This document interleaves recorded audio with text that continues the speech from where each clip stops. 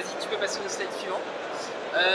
Donc, le but de la présentation d'aujourd'hui, ça va être de vous présenter un retour d'expérience sur un cas de réponse à incident qu'on a eu justement au mois de janvier, donc c'est très très récent, où on est tombé face à face à une souche d'un ransomware, un type qui s'appelle Sodinokibi.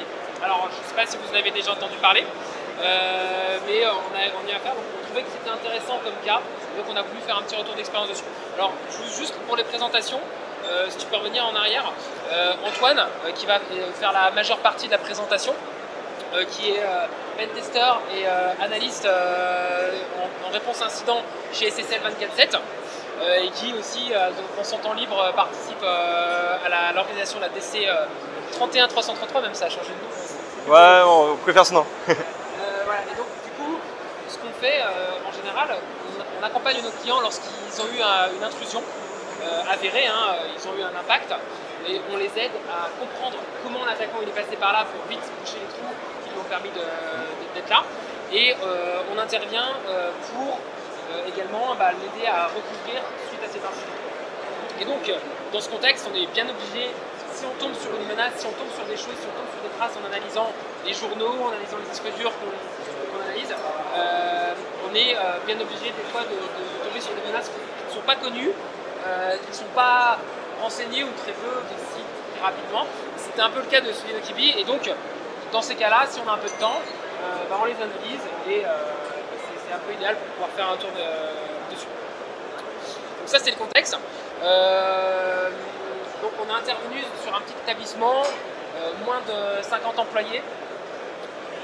Globalement, ils avaient tout, ce qu'on a observé, ce qu'on nous a dit avant d'intervenir, tout était chiffré chez eux.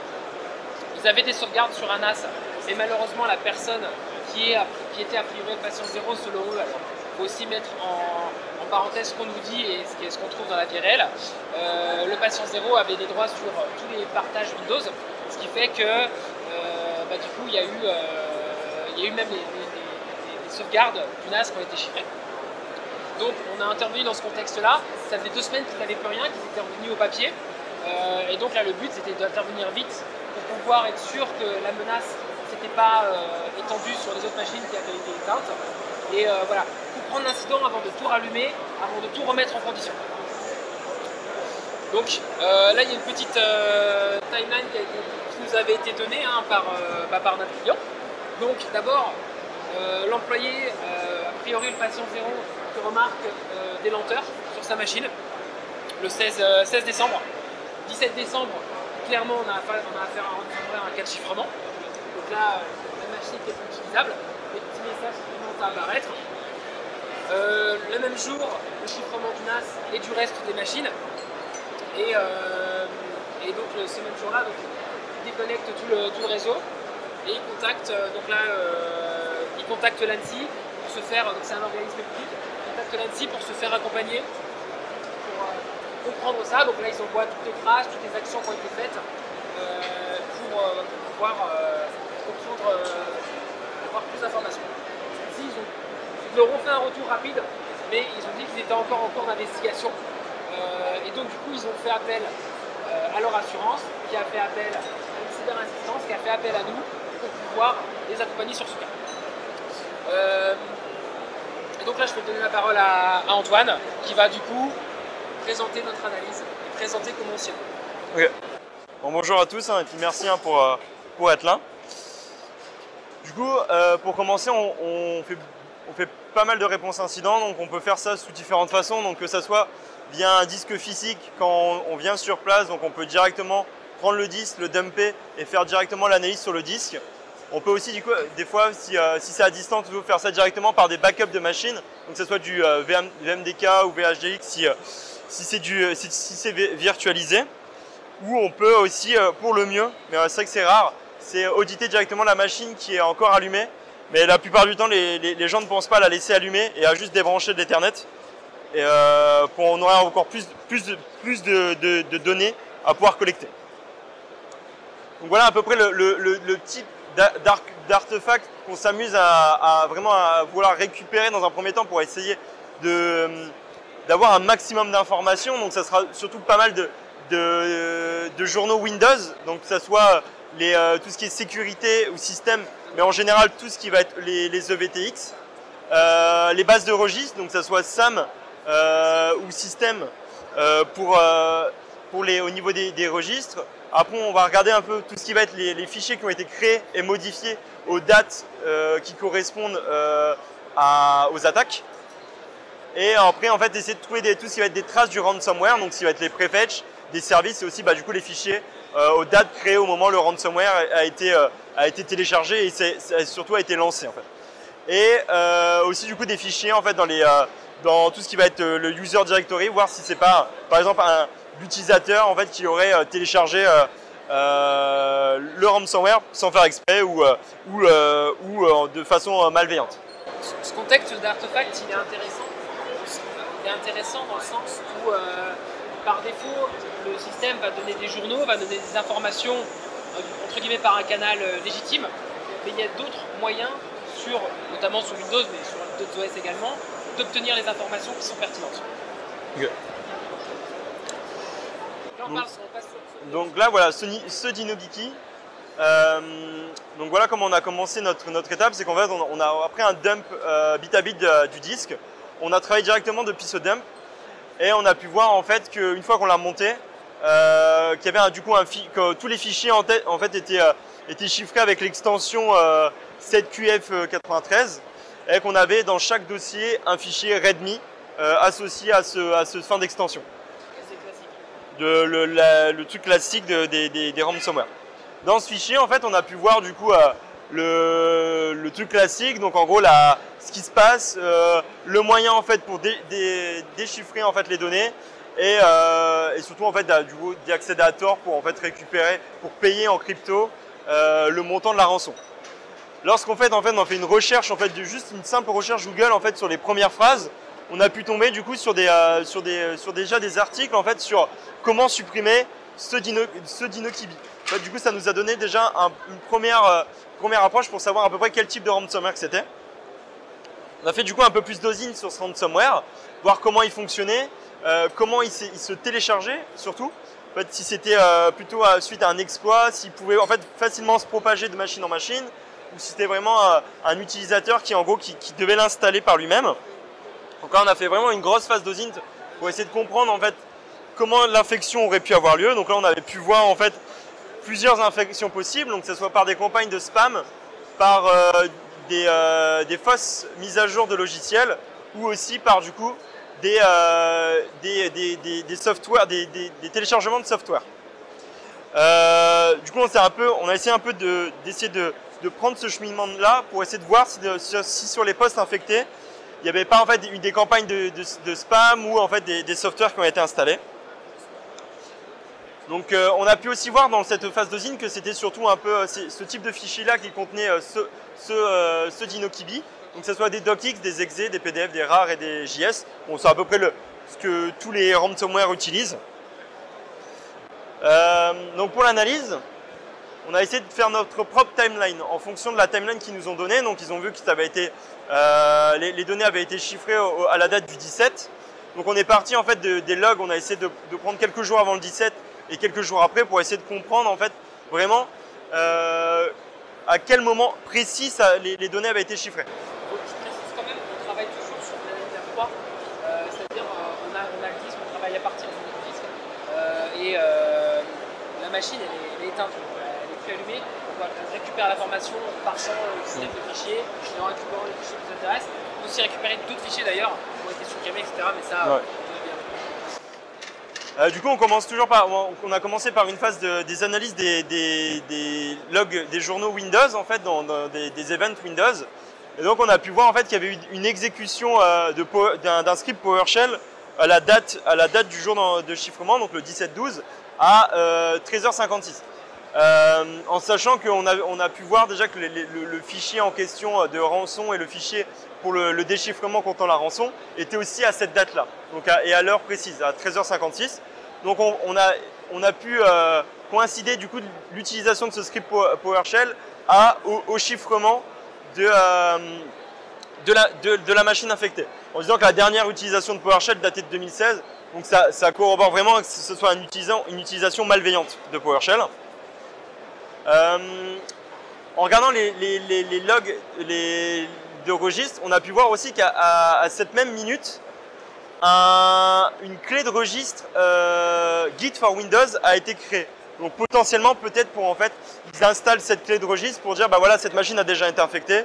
Comme ça, quand en fait ils vont lancer le script, s'ils voient déjà cette clé de registre, ils vont peut-être pas forcément lancer le ransomware. Là, à ce moment-là, voilà. C'est typiquement l'IOC qui va voir si telle ou telle machine est infectée. Un peu le type de fichier qu'on a pu voir que ce Dinokibi a utilisé en fait pour se propager sur une machine, pour s'exécuter sur la machine.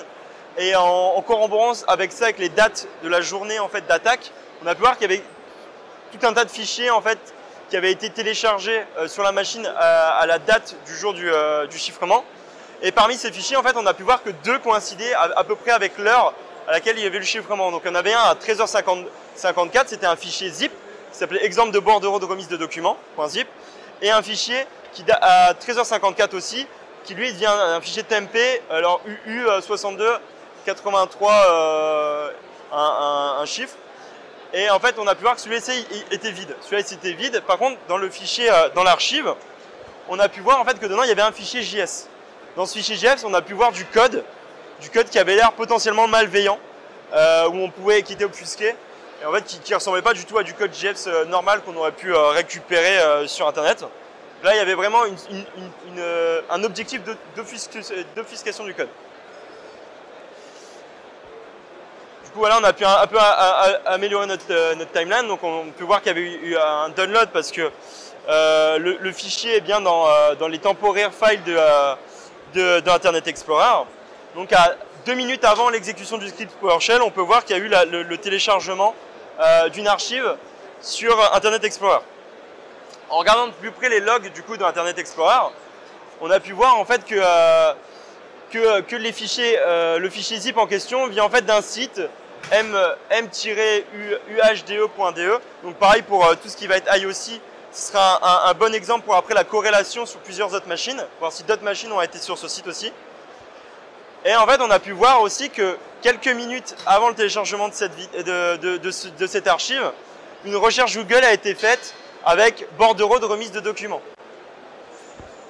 Donc là, en fait, on a pu en fait vraiment comprendre la timeline. En fait, il y a une recherche légitime sur Google par l'employé d'un exemple de remise de bordereau remise de documents.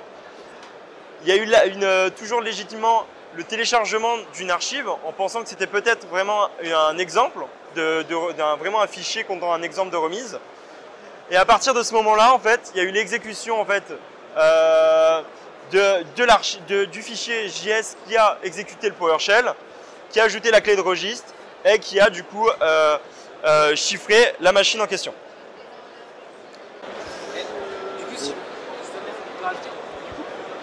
Si c'est pas clair, l'attaque. Ce qui s'est passé en fait, c'est que les attaquants sont allés compromettre un site légitime qui donne ce type de document pour le remplacer par leur payload d'exécution et pour pouvoir infecter des gens. Donc là, c'est vraiment un cas de waterrolling parfait. Et niveau sensibilisation, les utilisateurs à ne pas cliquer sur des pièces jointes quand ils n'ont pas confiance dans des mails, ça peut se faire. Mais là, on est déjà un niveau plus loin parce qu'il faut sensibiliser les utilisateurs à leur navigation, à ce qu'ils font, à ne pas télécharger n'importe quoi. Mais là, c'était un vrai site. Là, on est quand même sur des cas déjà un peu plus avancés. Et la détection, je ne sais pas si tu en parles, Antoine. Après. Et surtout, en fait, on peut aussi voir que du coup, c'était pas vraiment une attaque ciblée. En fait, c'était vraiment en fait une personne qui a vraiment cliqué sans vraiment faire exprès sur un mauvais fichier. Donc, on a essayé un peu du coup de voir après ce code obfusqué, voir s'il était possible en fait de le désobfusquer pour essayer de comprendre un peu ce qu'il faisait réellement sur la machine et voir en fait s'il a pu rebondir sur d'autres machines. Donc, en gros, pour commencer, on a essayé en fait de le rendre un peu plus joli ce code. Donc il y a des outils qui permettent comme JavaScript Beautifier qui va en fait nous le rendre un peu plus lisible, qui va essayer de compartimenter un peu plus les fonctionnalités. Donc là, on voit un peu plus les fonctionnalités, mais elles sont toujours offusquées. On peut après du coup faire du JS Visualizer. Donc là, ça va en fait prendre toutes les fonctionnalités et essayer de faire des blocs pour comprendre réellement en fait ce que font chaque fonctionnalité, pour en fait déjà un peu plus comprendre le fonctionnement du code offusqué. À l'aide de ça et de ce script-là, on a pu du coup en fait essayer en fait d'exécuter ce code. Par exemple avec Rhino, on peut faire ça avec Rhino depuis Linux, et en rajoutant par exemple des alertes dans le code. Par exemple, cette petite alerte nous a permis en fait de récupérer ce bout de code là. Ce bout de là qui est lui aussi offusqué, mais on comprend déjà un peu plus de choses. On peut voir qu'il y a un WScript create objet. En fait, il crée un objet dans le fameux fichier qu'on avait vu tout à l'heure qui avait été créé, donc TMP. Et derrière, il fait, en gros, il continue à faire il fait une create file, il fait un if, voir si le fichier existe. Donc en gros, on aurait pu voir, en fait là, ça permet, ce petit fichier en fait permet de voir si ce Dinokibi n'avait pas déjà été lancé sur la machine. Et là, en fait, permet de s'exécuter ou non. Donc là, par exemple, pour annuler le lancement de ce type de logiciel, on aurait juste à avoir besoin d'avoir ce fichier-là dans le dossier. Et en fait, le ransomware ne se serait pas lancé. On peut aussi voir que du coup, dans cette première fonction obfusquée, en fait, il rappelle une autre fonction avec une payload qui, elle, officie obfusquée. Donc là, on a pu la remettre dans la première fonction qui est appelée, donc en mettant en dur la partie obfusquée, et en la raffichant. Et là, du coup, on a pu tomber sur une deuxième partie des obfusqués. Donc c'est là qu'on comprend un peu mieux.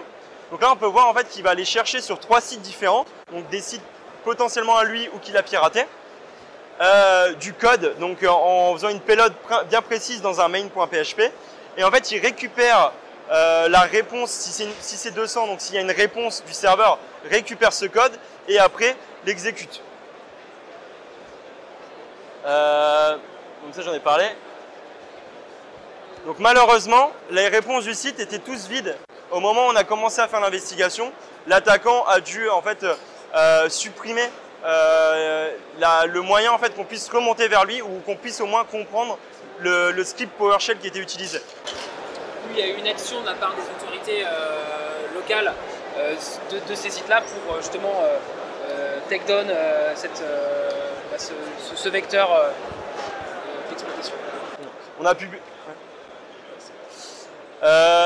du coup, après, on a pu aussi voir que du coup, cette méthode d'attaque, donc via un WScript, elle n'était pas vraiment détectée par les antivirus. En fait, il n'y en a que 5 sur 57 qui l'avaient détecté.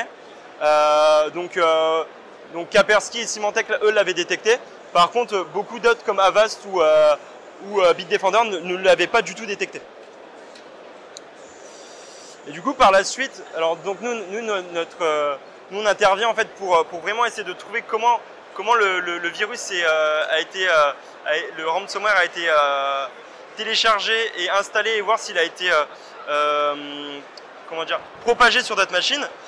Mais on a quand même mis en place quelques IOC, donc des indicateurs de compromise. Par exemple, par la suite, si on veut faire des recherches sur d'autres sites qui ont été compromis de la même façon, en fait, on aurait pu, en fait, par exemple, voir si en fait le fichier TMP est sur une machine. On peut voir qu'il y a déjà une exécution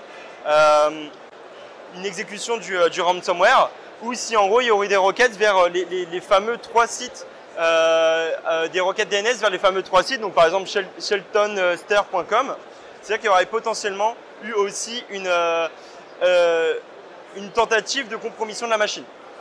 Ou aussi bien sûr donc le fameux registre Git for Windows qui a été mis en place, ou après là c'est qu'il y aurait vraiment eu déjà l'attaque de mise en place, il y aurait eu le fichier readme.txt par exemple. Donc voilà. J'ai peut-être une petite conclusion à faire. Merci Antoine pour la présentation. Je voulais juste rajouter que là, on a vraiment, c'était le but, notre intervention, c'était de comprendre quel était le cheminement de l'attaquant pour arriver à ses fins. Et donc, ça a été fait, on a compris la source, on a compris le patient zéro, on a compris comment c'était passé.